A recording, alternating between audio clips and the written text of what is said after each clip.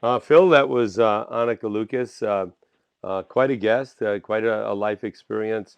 Really went through terrible horrors in her life, and yet she was able to pull her life together and not only get herself together, but is in the business of helping other people through her organization, going into prisons, working with people who had great trauma in their life, and helping them through yoga.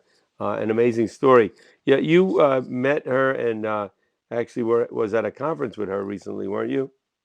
Yeah, I was part of a symposium at the Shivananda Yoga retreat in the Bahamas, and she was one of the other presenters. And I was very impressed by what she's doing with bringing yoga to prisoners, but was incredibly shocked and moved by her personal story of being a survivor of sex trafficking as a child. And I just thought, well, we should have her on the show. People should know what's going on out there and hear about her work and perhaps help in whatever way they can. Right, and one can only hope that the governments in the world are moving aggressively to stop that horror that she experienced in her life. And but again, I mean, she a remarkable woman. Her work in prisons, I'm sure, is amazing, and her descriptions of what these people experience when they learn yoga is very inspiring. And of course, we had people like Bobby Roth on from the David Lynch Foundation and others who. There was another gentleman who had a program in India where they worked with people that had gone through terrible traumas in their life, and meditation, yoga, tremendously helpful. And the younger you can teach somebody, probably the better, so that probably the recovery time is faster then.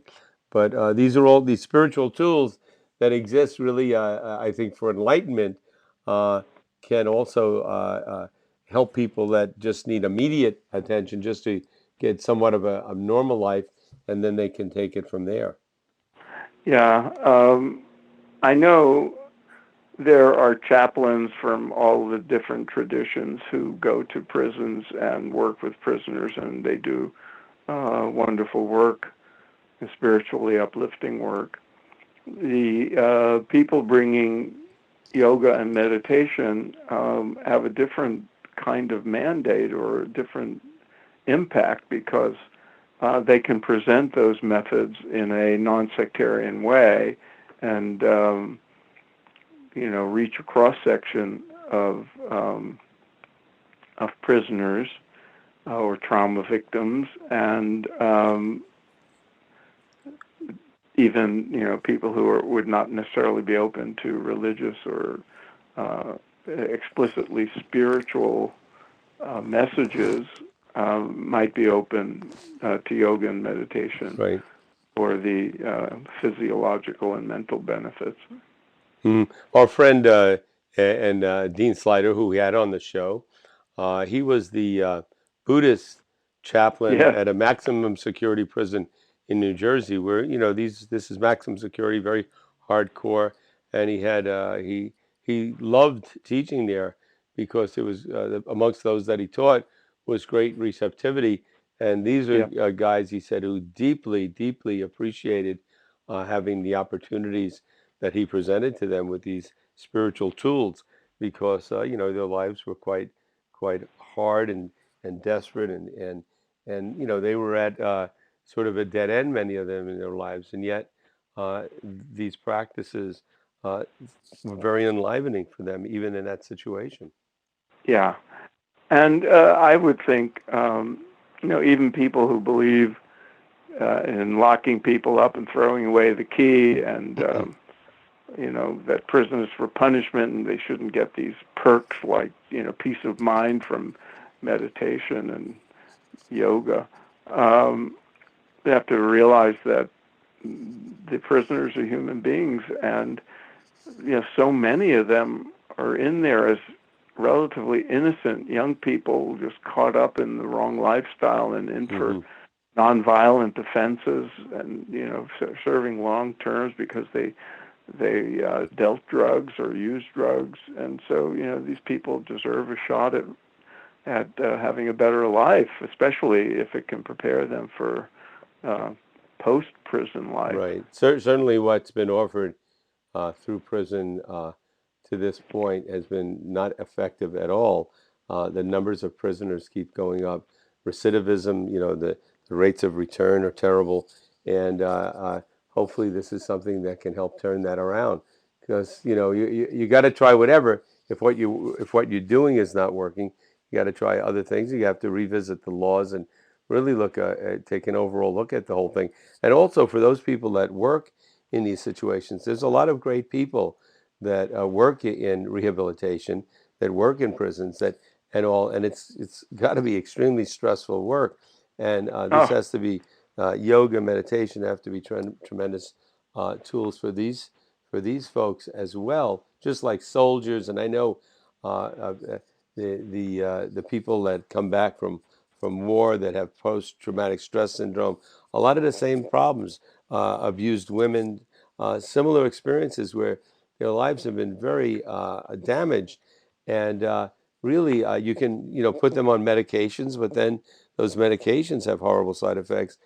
Yoga and meditation is a tremendous gift for these people because the other stuff is not going to completely help them.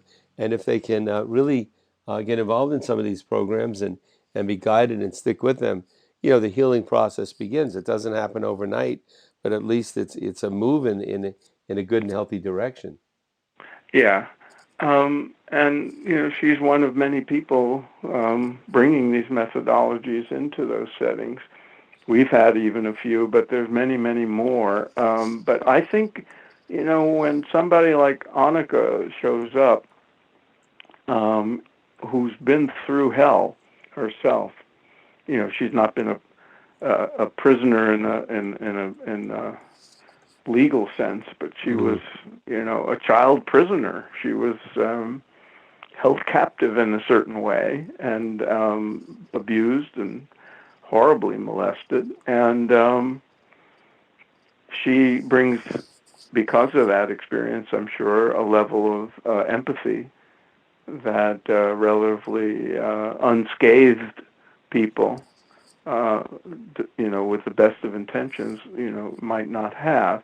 So she probably is able to communicate on a different level with those people who Right, were traumatized. People who were traumatized in different ways have in common that they were traumatized, right, and I'm sure that is very helpful. And she's an excellent role model for people who want to do good in the world and have a skill like teaching yoga. She's in a sense a real karma yogi. right. She really has two stories. One of the abuses she suffered, and what has to be done to prevent other kids from ever experiencing any of what she experienced. How that has to be stopped, and then And the story of her own rehabilitation, and like so many people who grow themselves spiritually, the impulse to share it with others.